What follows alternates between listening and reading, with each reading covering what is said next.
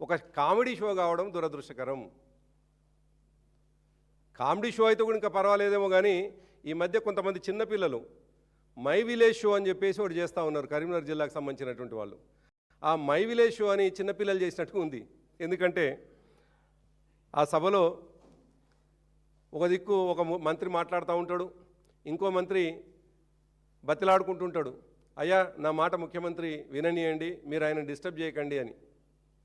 ఇంకో మంత్రి వచ్చి మాట్లాడతాడు, ఎవరైతే అభ్యంతరం అని చెప్పిన మంత్రి ఉంటాడో ఆయన మళ్ళీ వచ్చి నా మాట కూడా మన ముఖ్యమంత్రి విననీయండి అని చెప్పేసి కామెడీ షో కొనసాగింది.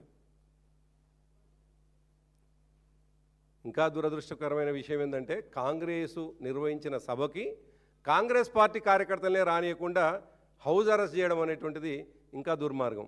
నిజమే, బీఆర్ఎస్ పార్టీ కార్యకర్తలు ప్రశ్నిస్తారు, నిలదీస్తారు. 10 సంవత్సరాల కాలంలో కేసీఆర్ గారి నాయకత్వంలో ఈ రాష్ట్రంలో జరిగినటువంటి అభివృద్ధి ఎట్లా జరిగిందో నువ్వు ఎందుకు చేయవని నిలదీస్తుండవచ్చు, కానీ చివరికి కాంగ్రెస్ పార్టీ కార్యకర్తలు నిలదీస్తారని కాంగ్రెస్ పార్టీ కార్యకర్తల్ని హౌస్ అరెస్ట్ చేసినటువంటి దుర్మార్గమైనటువంటి పాలన ఇవాళ కొనసాగుతూ ఉంది. చివరికి కాంగ్రెస్ పార్టీ బీఫామ్ మీద గెలిచినటువంటి మునుగోడు ఎమ్మెల్యే రాజగోపాల్ రెడ్డి ఆయన ఆ సమావేశానికి ఎందుకు రాలేదో, సభకు ఎందుకు రాలేదో ఇవాళ రేవంత్ రెడ్డి సమాధానం చెప్పాలి. ఆయన చాలా సందర్భాలు అడుగుతూ ఉన్నాడు, ఈ ముఖ్యమంత్రి ఏం చేస్తలేడు, ఈ ప్రభుత్వంతో ఏం పని అయితే లేదు, కోడంగల్కు మాత్రమే నిధులు పోతున్నాయని చెప్పేసి ఆయన్నే ప్రశ్న అడుగుతున్నాడు. మేము అడుగుతలేం, మా కేటీఆర్ గారు అడుగుతలేరు, మా హరీష్ రావు గారు అడుగుతలేరు, మా కేసీఆర్ గారు అంతకన్నా అడగటం లేదు. అడుగుతున్నది వాళ్ళ కాంగ్రెస్ పార్టీ ఎమ్మెల్యేలు అడుగుతున్నారు. అడగడానికి సిద్ధమైనటువంటి కాంగ్రెస్ పార్టీ కార్యకర్తల్ని మీరు అరెస్ట్ చేసి పోలీస్ స్టేషన్లో వేయడం దురదృష్టం. ఇక హ్యామ్ రోడ్లు శంకుస్థాపన అని చెప్పేసి ముఖ్యమంత్రి నిన్న నల్గొండకు వస్తే అసలు హ్యామ్ రోడ్లు ఎన్ని వేల కిలోమీటర్లు శాంక్షన్ అయింది, ఎన్ని వేల కిలోమీటర్లకు శంకుస్థాపన చేస్తుండే అనేటువంటి విషయం ముఖ్యమంత్రికి తెలియదు, ఆ జిల్లా 2 మంత్రులకు తెలియదు, ఆ జిల్లా ఉన్నటువంటి ఇన్ఛార్జ్ మంత్రికి తెలియదు. ఇన్ఛార్జ్ మంత్రి ఏమో చేతి మీద రాసుకొని వస్తాడు 7,000 కిలోమీటర్ల హ్యామ్ రోడ్లు అని, మర్చిపోతానేమో అనుకుని ఆయన పాపం చేయి మీద రాసుకొని వస్తాడు. ఆ జిల్లా మంత్రి ఏమో ఇరిగేషన్ మంత్రి ఆ స్థానికంగా ఉన్నటువంటి మంత్రిని అడుగుతాడు, ఎంకన్నా 8,000 కిలోమీటర్లు శాంక్షన్ అయింది అని చెప్పేసి ఆయన ఉపన్యాసంలో అడుగుతాడు. చివరికి ముఖ్యమంత్రి ఏమో 6,000 కిలోమీటర్లు అయిందని చెప్పేసి ఆయన అబద్ధాలు చెప్తాడు. అయింది 5,820 కిలోమీటర్లు మాత్రమే శాంక్షన్ అయింది.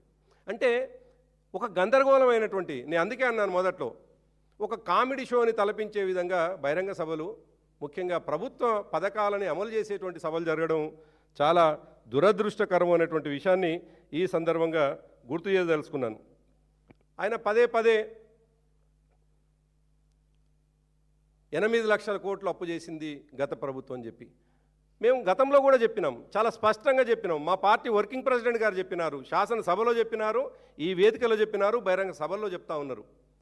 అయ్యా ఈ రాష్ట్రంలో మా ప్రభుత్వంలో కేవలం 3.5 లక్షల నుండి 4 లక్షల అప్పు మాత్రమే జరిగింది. ఆ అప్పు కేటగారికల్గా ఎవరికి ఎక్కడెక్కడ ఎంత పెట్టుబడిగా పెట్టడం జరిగింది, అది పెట్టుబడి మాత్రమే. రేపు మళ్ళీ రిటర్న్స్ వచ్చేటువంటి కాళేశ్వరం కావచ్చు, రైతు బంధు కావచ్చు, ఏది చేసినా తప్పకుండా అది మళ్ళీ తిరిగి మరొక రూపంలో వచ్చేటువంటి ఖర్చు పెట్టలేదు, అది ఒక ఇన్వెస్ట్మెంట్గా పెట్టినామని చెప్పేసి మాట చెప్పినాం. కానీ అదే అబద్ధాలు, తదేకంగా అబద్ధాలు, 8 లక్షల కోట్లు అని చెప్పేసి మేము 10 సంవత్సరాల కాలంలో స్పష్టంగా చెప్తున్నాం, ఏం దాచుకోకుండా చెప్తా ఉన్నాం మేము చేసినటువంటి అప్పేందో. కానీ కేవలం 2.5 సంవత్సరాల కాలంలో ఈ రాష్ట్ర ప్రభుత్వం చేసినటువంటి అప్పు దాదాపు 2 లక్షల కోట్ల రూపాయలు అప్పు చేసింది. ఆ మాట దాచిపెట్టి పదే ఆయన చెప్తున్నటువంటి అబద్ధాలు, ఎవడు నమ్ముతాడు వీళ్ళ అబద్ధాలు? ఇంకా మాట్లాడతాడు, ఇవాళ నల్గొండ జిల్లాలో అత్యధిక వరి దిగుబాటు జరిగింది, ప్రపంచంలో భారతదేశంలోనే తెలంగాణ ఒక రైస్ హబ్గా మారింది, దాంట్లో నల్గొండ జిల్లా ఎక్కువ దిగుమతి వచ్చిందని చెప్పేసి మాట్లాడతాడు. ఎట్లొచ్చింది? నేను రేవంత్ రెడ్డిని ఈ సందర్భంగా సూటిగా అడగదలుచుకున్నాను.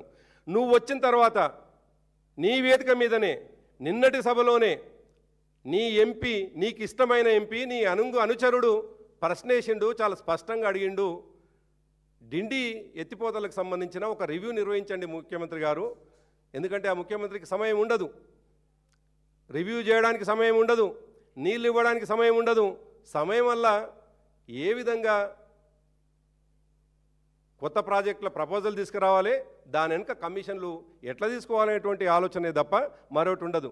అందుకే వాళ్ళు అడిగినటువంటి ఎంపీ చాలా స్పష్టంగా డిండి మీద కనీసం ఒక రివ్యూ అన్న చేయండి అని చెప్పేసి అదే వేదిక మీద ముఖ్యమంత్రిని అడిగినాడు. మరి ఒక్క ఎకరానికైనా నువ్వు నీళ్ళు ఇచ్చినట్టుగా ఎక్కడైనా ఒక కాలువ దవ్వినవా, ఒక రిజర్వాయర్ కట్టినవా? ఎట్లా నల్గొండ జిల్లాలో అత్యధిక దిగుబాటు జరిగింది? గతంలో 66 లక్షలు, అంటే 2014 కంటే ముందు 66 లక్షల మెట్రిక్ టన్నుల వరి దిగుబడి జరిగితే తెలంగాణ వచ్చినాక మొన్నటి ఆర్థిక సంవత్సరంలో కూడా దాదాపు 2,65,000 మెట్రిక్ టన్నుల దిగుబడి ఎట్లొచ్చింది? మేము చేసినటువంటి, మా ప్రభుత్వ హయాంలో చేసినటువంటి ఇరిగేషన్ ప్రాజెక్టులు నల్గొండ జిల్లాలో ఒక అద్భుతమైనటువంటి ఎస్ఆర్ఎస్పి చివరిదాకా. ఇవాళ ఇరిగేషన్ మంత్రిగా ఉన్నటువంటి నియోజకవర్గం మా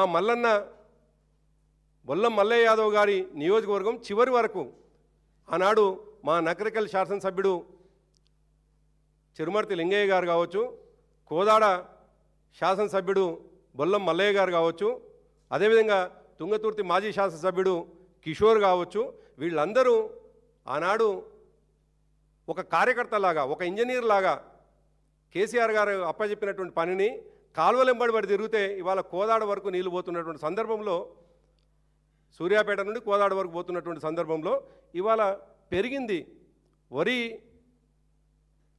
దిగుబడి పెరిగింది. ఆ విషయం చెప్పకుండా ఇవాళ ఇంత వస్తుందని చెప్పేసి పదే పదే మాట్లాడతాడు. ఇంకా ఎంత అబద్ధం మాట్లాడతాడో ఈ సందర్భంగా మీకు ఇవాళ వీడియో సాక్షిగా నిన్న సభలో జరిగినటువంటి విషయాన్ని ప్లే చేసి చూపిస్తారు. ఒక్క నిమిషం వెంకట్. 34 కిలోమీటర్లు పూర్తి చేసి 10 కిలోమీటర్లు నీకు అప్పచెప్తే 10 ఏళ్ళు పడావు పెట్టిన దుర్మార్గుడా. నువ్వు పడావు పెట్టిన ఎస్ఎల్బిసిని మేము పూర్తి చేసి 3,60,000 ఎకరాలు నల్లగొండకు తాగునీరు సాగునీరు ఇస్తున్నందుకు ఈరోజు మేము పోవాలేనా?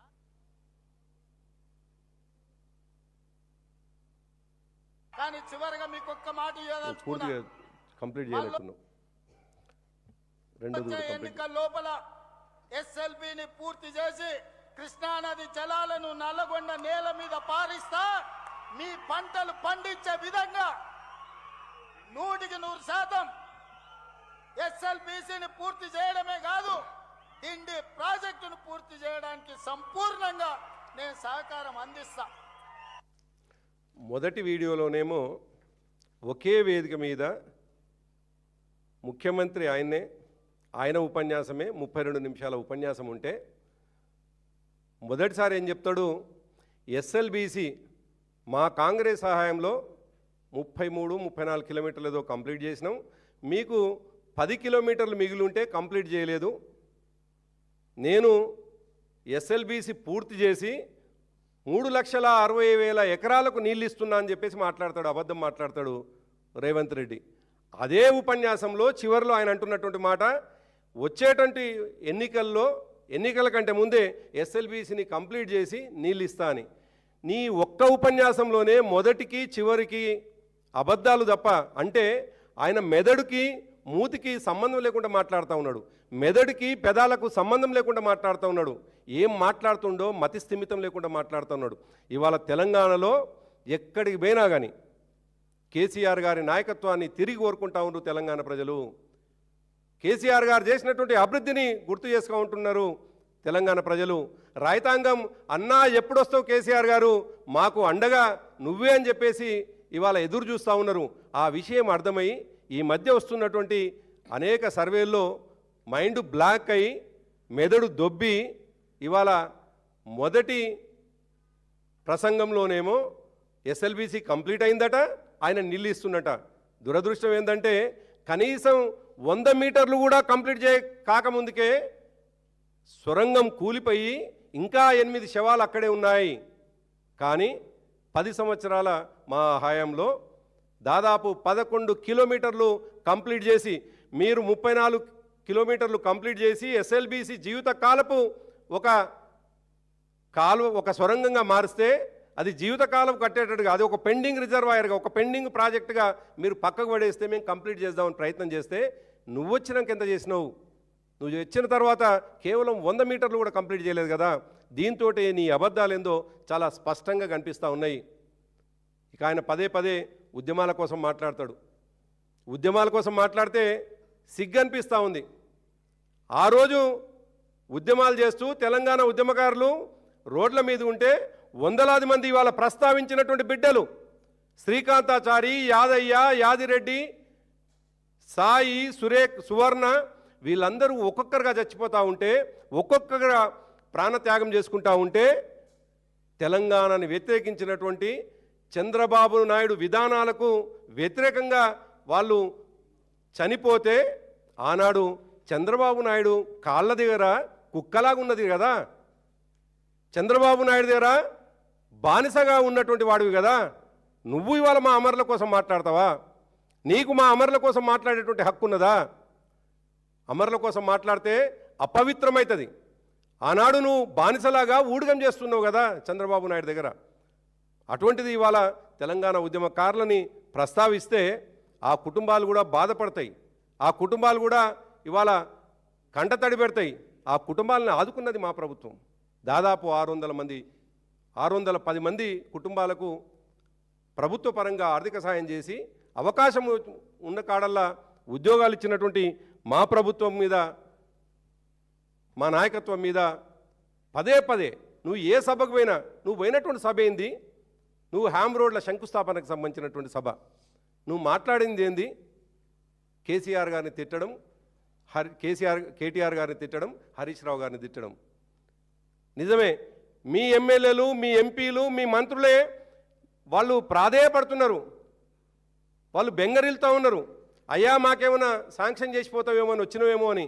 చివరికి గుండు సున్నా పెట్టి వాళ్ళకి ఇచ్చినటువంటి హామీలు కావచ్చు, వాళ్ళు ఎక్స్పెక్ట్ చేసిన కోరికలు కావచ్చు, ఏది కూడా పూర్తి చేయకుండా తిరిగి వచ్చి కేవలం కేసీఆర్ గారి నామస్మరణ తప్ప, కేటీఆర్ గారిని తిట్టడం తప్ప, హరీష్ రావు గారిని తూలనాడడం తప్ప నువ్వు ఏం చేసినావు నల్గొండ జిల్లాకు అనేటువంటి విషయాన్ని గుర్తుపెట్టుకొని, తెలంగాణ ప్రజలకు ఇచ్చినటువంటి 420 420 హామీలను నెరవేర్చమని మేము డిమాండ్ చేస్తూ ఉన్నాం. 6 గ్యారెంటీలని నువ్వు తీర్చకపోతే, అమలు చేయకపోతే కంపల్సరీ గల్లబట్టి అడిగేటువంటి రోజు వస్తుందనేటువంటి విషయాన్ని గుర్తు చేస్తూ, నల్లగొండ జిల్లా చైతన్యవంతమైనటువంటి జిల్లా. నల్లగొండ జిల్లా ప్రజలు తప్పకుండా సందర్భం వచ్చినప్పుడల్లా బీఆర్ఎస్ పార్టీ వెంట ఉన్నారు. కేవలం నీ మాయ మాటలతో, అబద్ధాలతో, దేవుళ్ళ మీద ప్రమాణాలతో ప్రజలకు అతి ఆశ చూపించి ఆ నిమిషానికి మోసపోవడానికి కారణం కావచ్చు. కానీ తప్పకుండా రాబోయే కాలంలో నీకు బుద్ధి చెప్తారనేటువంటి విషయాన్ని ఈ సందర్భం